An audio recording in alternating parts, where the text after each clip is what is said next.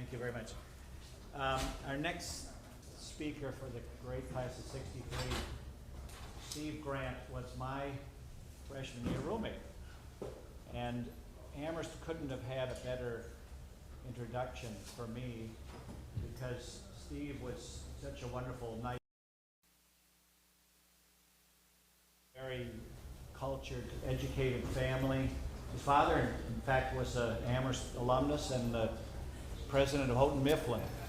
And they were also very gracious in their hospitality.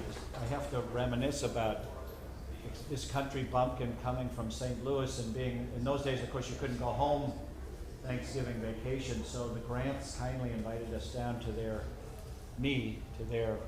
wonderful Wellesley home where I had an extremely pleasant weekend. Steve's and my interests diverged. He became a linguist. I got more interested in a young woman at Smith. And after a PhD in education, doctorate in education after Amherst, Steve went on to a very long career in the State Department, mostly with AID, postings around the world. But along the way, he got this interest, avocation in postcards. And he's collected and then published 3 gorgeous volumes, one from the postcards of El Salvador, one from Indonesia, and one from Guinea. And he's going to talk to you today about some of the old Amherst postcards. Obviously much more interested in the larger meaning of these postcards than the postcards themselves, but you should also, Steve has also in his retirement published one book, a biography of Peter Strickland, New London shipmaster, Boston merchant, and first consul to Senegal.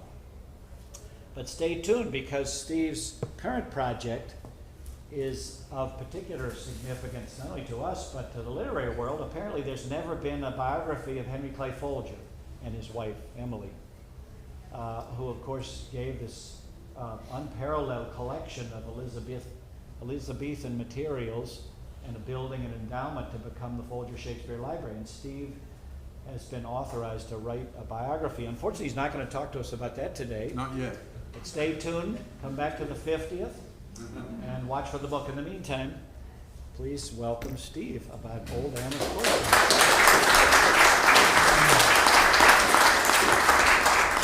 Thank you, Kent, very much.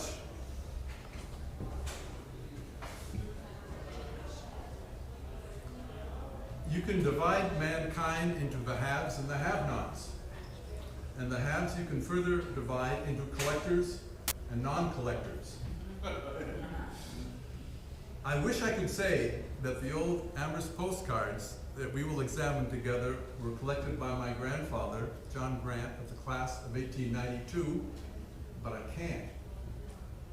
He was born 1 year after the first picture postcard was produced in Austria in 1869. Third generation at Amherst, I had to go out to the marketplace to locate these cards, purchasing them at postcard sales on the East Coast since 1980. Recently, I have acquired a few on eBay. 1900 to 1930 is considered the golden age of picture postcards, the period preferred by deltiologists, those people who collect and study postcards. With a postcard, you get a lot more than a pretty picture. With luck, you get a stamp, a postmark, and a message. Together, these elements can constitute a slice of history. To ferret it out, it helps to be a sleuth. Here we see familiar Amherst College buildings photographed around 1900. You have the College Library, or Morgan Library, built in 1853.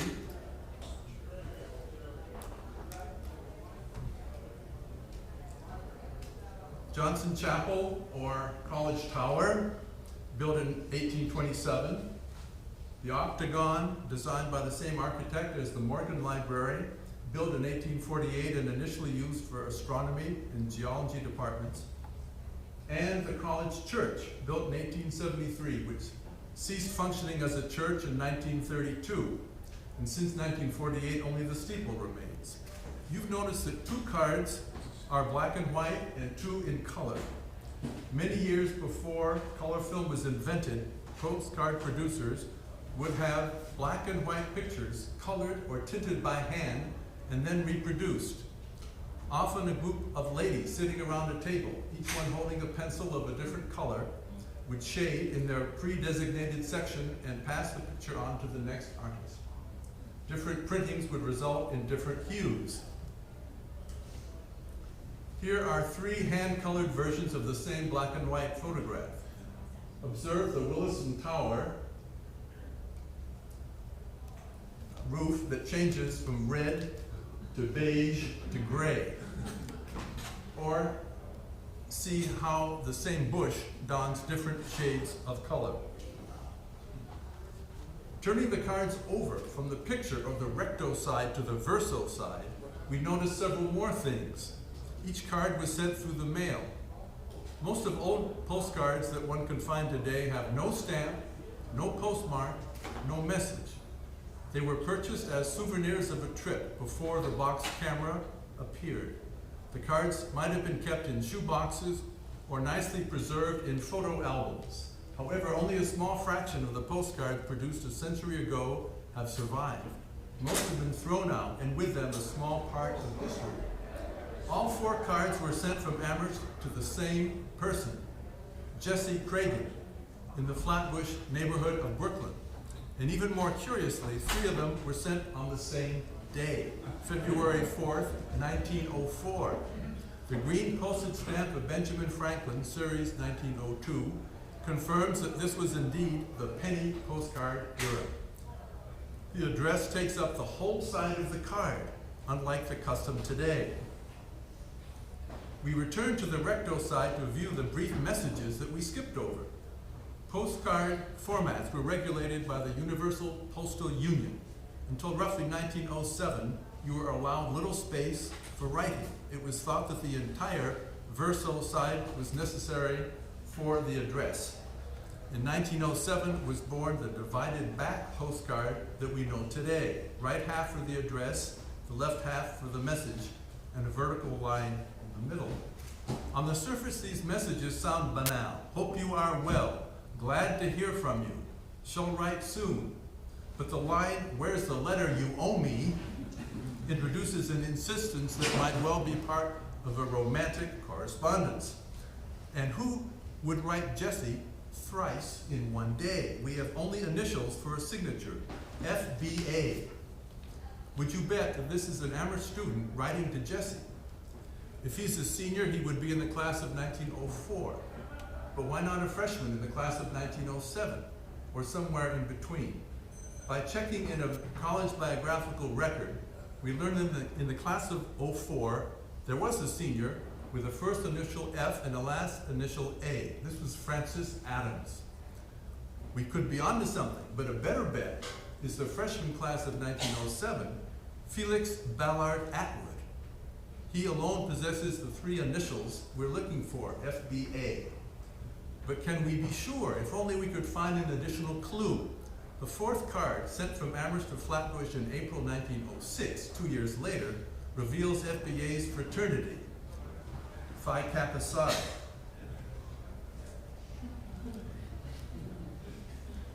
Before we leave these 4 cards, let's look for signs indicating a production date. Near the title of the card, there's a number. We see the 3 numbers follow the series from 6,000 to 7,000. And they show a range, here's where the numbers are, they show a range of about 90. So most likely over 100 color picture postcards of the Amherst College campus were produced then by one company. That's a lot of cards. On the earliest card, there's further information, the copyright date, 1902. The card sent in 1906, made by Scott Photo for Edgar T. Scott, written on the recto side, and Germany written on the verso side. A century ago, the Germans possessed the most sophisticated printing presses, and European countries, plus America, were their clients. Before we move to a tidbit of Amherst College presidential history, let's view a second card with the identical photo as the college church. In 1907, W.G. Harton sent the card to Frank Potter of Chestertown, New York. He wrote, "Dear Judge, thought you would like this to add to your collection of church views." Harton grew up 50 miles away in Gloversville, New York, and graduated from Amherst with the class of 1909. He knew the judge would be pleased to expand his chosen hobby. Generally, postcard collectors specialize in either themes, such as churches, or in a geographical center, such as one's hometown. My own collecting focus has always been geographical, but once I brushed up against another collector at a postcard show. He was asking for outhouses and circus freaks. We now turn to this black and white card entitled "Bird's Eye View of Amherst." The picture, taken from atop Johnson Chapel, was turned into a postcard by Duell's Drugstore in Amherst and distributed by the Metropolitan News and Publishing Company of Boston, Mass., and Germany. The card, mailed on June 21, 1909, from Amherst to Andover, Mass., is our first example of a divided back postcard. No surprise, as the card was mailed 2 years after such cards were authorized by the UPU. The penciled message, "I have just been laying the diplomas on the floor of President Harris's study as he signed them. Afterward, I saw Mrs. Harris for a few moments. The Amherst house was so full, so I'm located down by the railroad track at Sisson's Hotel. Lovingly, Thaxter." George Harris was president of Amherst College from 1899 to 1912, immediately prior to the administration of Alexander Meiklejohn. Almost all of the cards we will examine today are from the Harris administration. As to the anecdote about diploma signing, Thaxter is surely not implying President Harris was also on his hands and knees signing the diplomas for the class of 1909, but that once signed, she most likely spread the parchments on the floor for the ink to dry, and subsequently to be able to reassemble them in alphabetical order. Isn't that right, Thaxter? We won't even try to guess why the task was outsourced to someone who made the trip to Amherst, who arrived without a hotel reservation. Thaxter's first choice for a hotel would have been Amherst House. Let's see a picture of where Thaxter really wanted to stay.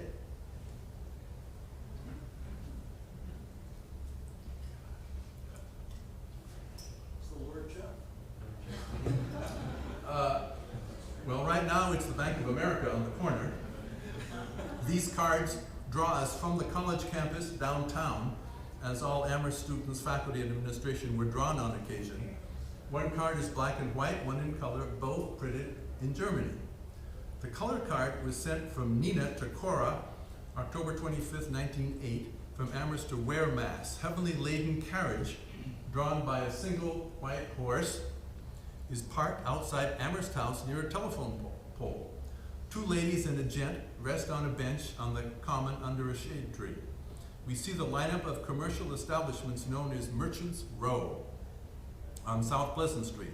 From right to left, Amherst E.O. Store, Duell's Drugstore, Clothes Shop, and E.R. Clark. The black and white card was sent on September 22, 1909 from Cambridge to Marlborough.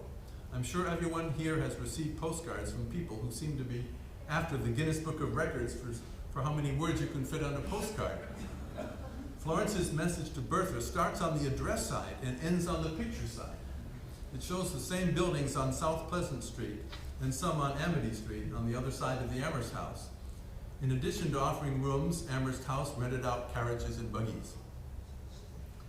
We turn the cards over. Nina's card, sent in 1908, is another example of the divided back card. On Florence's card, a line has been drawn through. This side is for the address only, and a bar has been drawn up and down to separate the address from the message. So before our eyes, we see an undivided card which has been modified in stages to follow the new postal regulations. Why did Florence put the red 2-cent stamp of Washington on the postcard? 2 cents was the rate for letters or for a postcard sent abroad. Most of us put our first 2-cent stamp on domestic postcards in January of 1952, but Florence was way ahead of her time.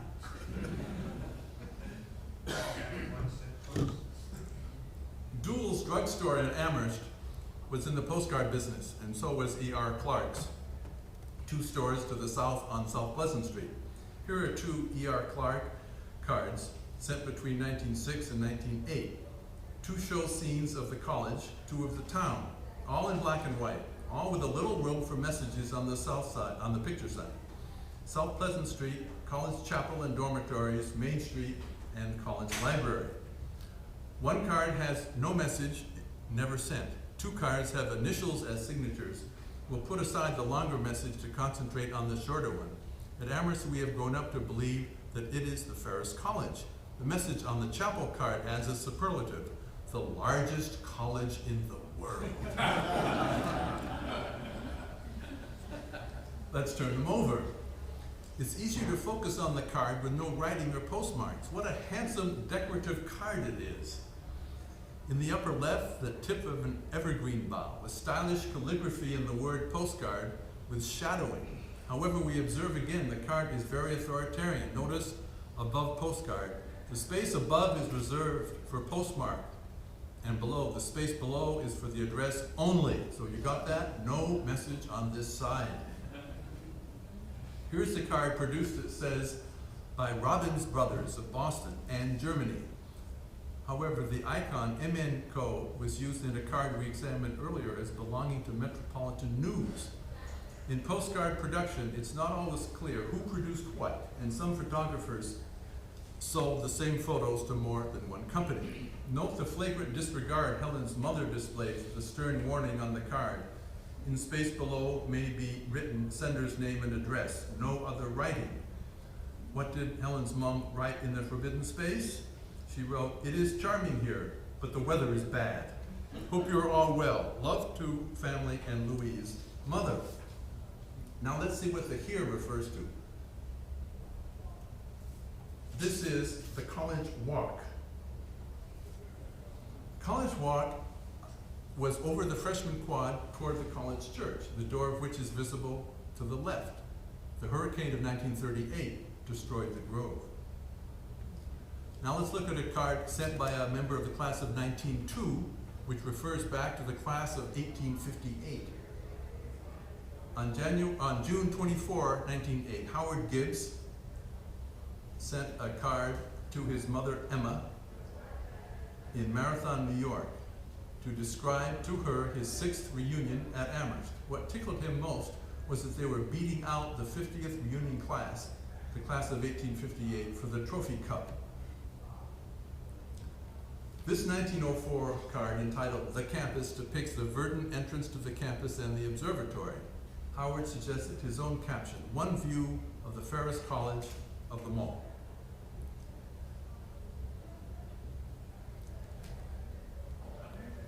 Let's see which one this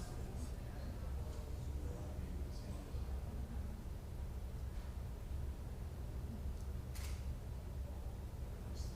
The college well was in front of Johnson Chapel. Would those be freshman beanies on the left? Their owners waiting for an upperclassman wearing a boater to be served fresh water first? The caption on this card introduces Mrs. Musante. Peanuts, fruit, and candy, Amherst, Mass. A lad in knickers is trying to make up his mind what to purchase, while a stern Mrs. Musante is pushing bananas.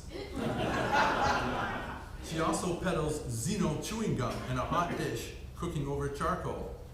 The store awning in back of the stern lady has a Capio sign marked on it. A gent is walking his bicycle. Postcards depicting people, especially close-up, are rare at this period. Let's look at 4 color cards made in Germany and sent in 1907, 08, 09, and 010. First we have Northeast from College Tower, featuring Walker Hall and Grosvenor in the foreground, and the Pelham Hills in the background. The correspondent has written, "The arrow shows where I stay." Let's see where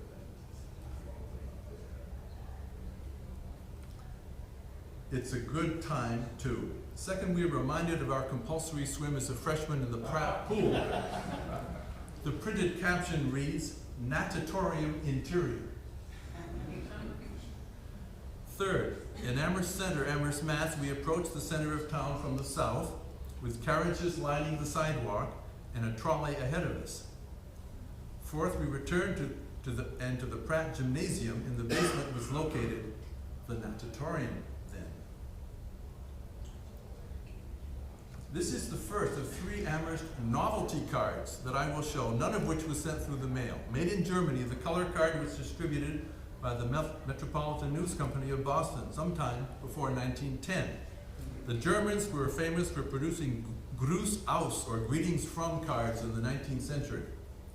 This greeting card is a collage where 12 postcards of Amherst, Mass. In miniature have been placed together to form an A for Amherst. Photographs depicting buildings and scenes from the college, the agricultural college, and the town, including the town hall. The Amherst Town Hall is featured in a cutout insert into the Amherst Record daily newspaper of September 1906, at a time when a 10-pound bag of fancy sweet potatoes sold for a quarter. The unused card with the fancy pre-Photoshop technology was printed in Germany.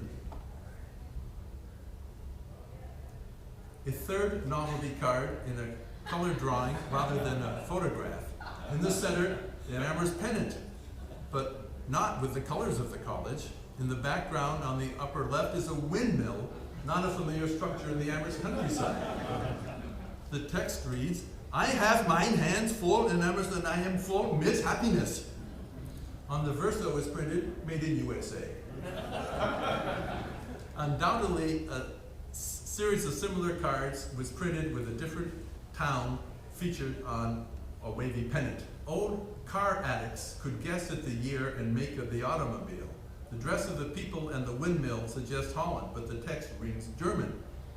Are these two motorists immigrants, a poster couple with a success story to send back to the old country? Meanwhile, back at the Amherst College campus, here is the robed faculty preparing for a solemn occasion. The bare trees make one doubt it is early summer and commencement. Rather, it's the inauguration of President Alexander Meiklejohn, October 16, 1912. 5 vehicles of the same vintage as in the last card have been parked. A carriage drawn by 2 horses is visible. The gowned faculty is slowly walking forward. A hatted mother is patiently explaining the meaning of the ceremony to her daughter in a wrought iron baby carriage in the lower left. Students are lined up along the west side of South Pleasant Street in front of College Hall and the library. Rows of parents are standing behind them and filling up the steps in front of College Hall. Steve? Yeah. Looking at the tree, do you really think it's October?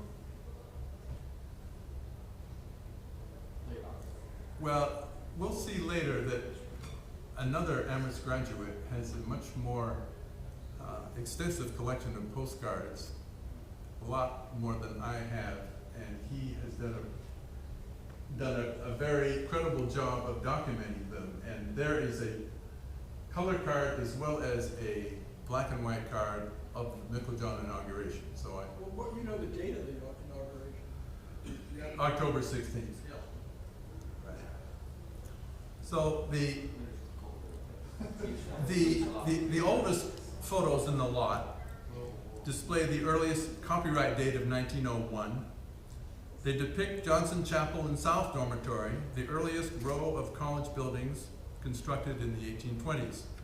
One card was sent to Marathon, New York in 1904, and the other written in 1905, but not sent, containing messages referring to the old tower and the old campus. These correspondents must go way back themselves. One pens a poem with a third reference to old. The chapel tower was seen to rock when someone yelled, "Who was old Doc? First in war, first in peace, first in the hearts of his countrymen." Now, this quotation, borrowed from a eulogy for George Washington, is being applied to old Doc. The ditty refers to beloved Edward Doc Hitchcock. the class of 1849, who served for 50 years as Amherst Professor of Hygiene and Physical Education and as college physician and dean. With the now familiar green 1-cent Ben Franklin stamp, we have one card sent to the New York City and one to Washington, D.C., one in 1905, one in 1906. Let's turn the cards over. Walker Hall from the back and the front in black and white, and then in color. The later message reads, "Dear Helen, this is the main recitation building in the college. It is gray, made out of stone, not the yellow that it looks like in this picture. It's the prettiest building in Amherst. The original Walker Hall was built in 1870 out of granite from Monson, Maine. It housed the president's office, math and philosophy departments, among others. The largest and most elaborate building on campus. It burned in 1882. This is the second building, modeled after the first, in revised medieval style. Here are two pictures of the president's house, built in 1835, and Morgan Library from 1905 and 1907. From the same angle. One picture was taken when the trees were bare, the other fully leaved. We find a short verse underneath the card sent in 1905. When this you see, remember me. Signed H. Under the card sent in 1907, Dear Aunt, send postal to let you know that if it is pleasant and nothing happens, I will be over Thursday morning. Olive. A century later, postcards rarely served for poetry or giving notice of an approaching visit. A postcard sent to New Haven in 1906 and one to Taunton in 1907, both postmarked in Amherst. On the first, I often think of you and am going to write soon. A postcard message often served to defer writing a letter. These two black and white cards show views of South Pleasant Street. The view of Merchants Row we earlier saw in color. The New Haven postal clerk applied the cancel stamp on the wrong side and it comes up upside down. The upper card was sent from Connecticut to Rhode Island in 1907, from Ethel to Elizabeth Green. The message cites racing across campus to catch a train in Amherst. The lower card was sent from Annie Whitaker in Amherst to Mrs. Giles in Athol, 1909. The message evokes enjoying trolley trips around Amherst, trains and trolleys, two means of transportation in Amherst belonging to a bygone era. On top, the card showing the campus, including Williston Tower, and on the bottom, the 1908 card showing College Hall with a group of dressed up people in front. College Hall was built in 1829 as a meeting house for the first parish. It was renovated in 1905. Converse Memorial Library, built in 1916. In front of it, in this picture, sits prominently a Model T Ford, most likely of the 1917 vintage, given the oval-shaped window in the back. Here is a close-up. Does anybody know whose car it was? Floyd? Any idea? The card was not sent through the mail. It was produced by L.G. Treadway, who would become managing director of the Lord Jeff when it opened in 1926. The College Observatory, built in 1905 after design by McKim, Mead, and White. The card was sent to Providence in 1907. Where was that located? Let's see. It's a little down from the football field. Down by Pratt. No, By Pratt Field. Pratt Field. Pratt Field. Near David's Eye. On top of the college observatory, the photographer is pointing his camera straight toward Johnson Chapel. In the Scott card sent in 1907, the correspondence writes, Cross marks sanatorium. See the cross? Cross marks sanatorium, where I am slowly recuperating. The cross is there, obscured by trees. See how wooded the area was a century ago. Pratt Field was completed in 1891. In the lower photo, the baseball diamond is visible. The grandstand burned in 1899 and was immediately rebuilt. This card was sent to New York in 1907. On top is a late fall scene with the field lined for football. 2 carriages, their horses covered by blankets, stand in back of a crowd of people. Look how clearly Johnson Chapel dominates the scene. A pen belonging to an unidentified person with initials SPC writes on the card at the bottom, "Hail Alma Mater high upon her living throne." This card was sent on October 12, 1906 to Hazel in Westfield, Mass. And although these lines are familiar now to Amherst men and women, they weren't then. The date of the card was sent, 1906, makes it quite remarkable. This is the year when Jimmy Hamilton wrote the words and the music to High Upon Her Living Throne and Lord Jeffrey Amherst.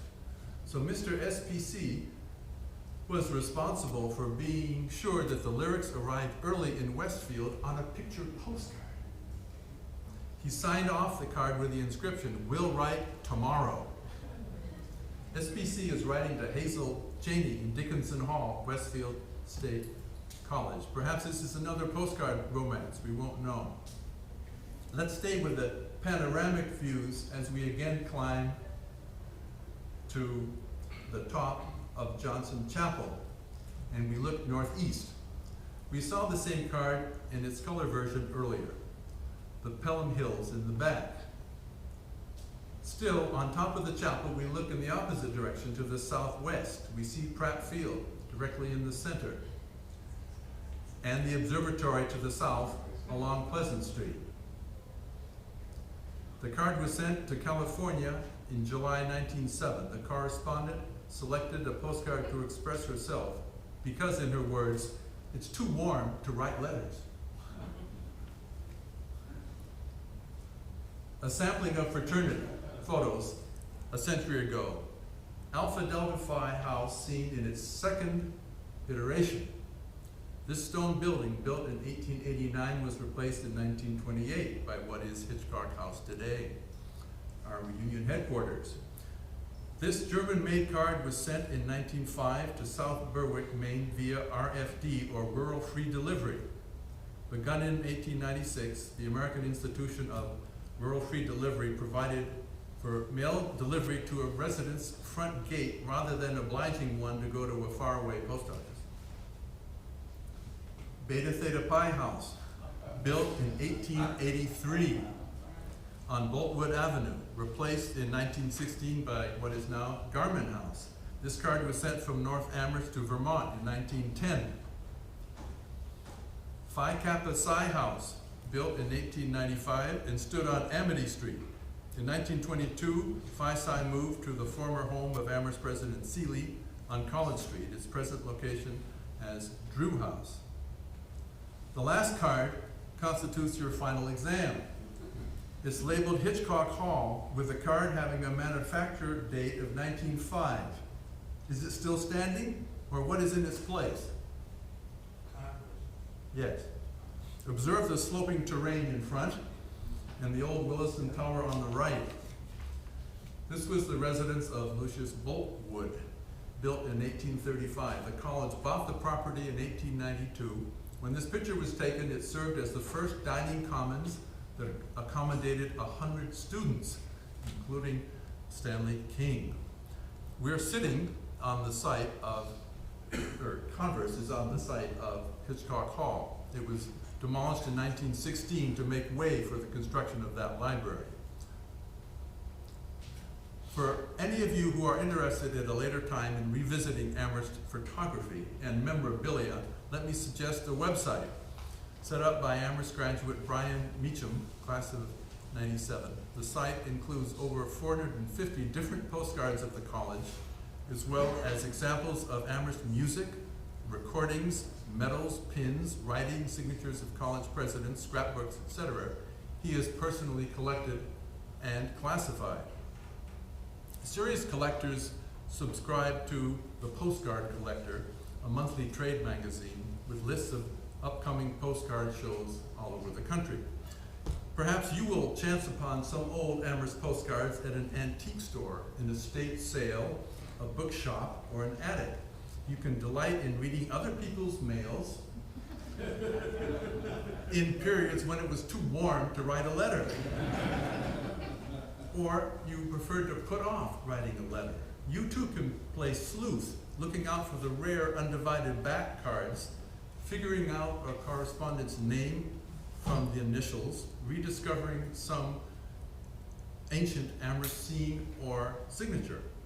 While people now are writing fewer letters, the postcard industry has shown few signs of decadence. Thanks very much.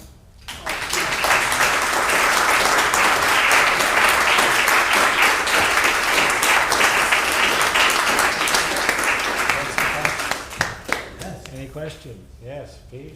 Steve, often in the right-hand upper corner, there was a 3 with 2 zeros or a 5 with 3 zeros. Does that mean these cards were really $3 or $5?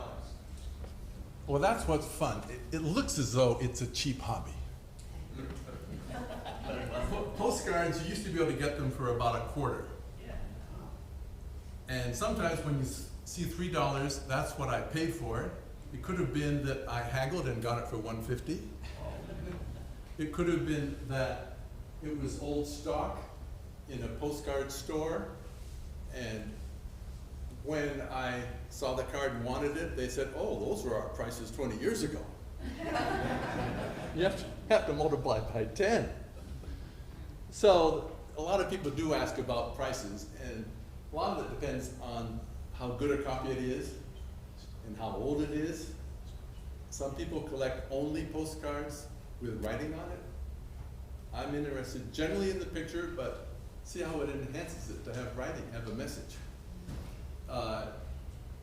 And some people buy a mediocre card until they get a better one, and then they replace it. That was the collector's price. What was the original price of the card? Oh, probably a nickel. Man? I noticed when you were describing the card of the college road and everything, I noticed the senior bench.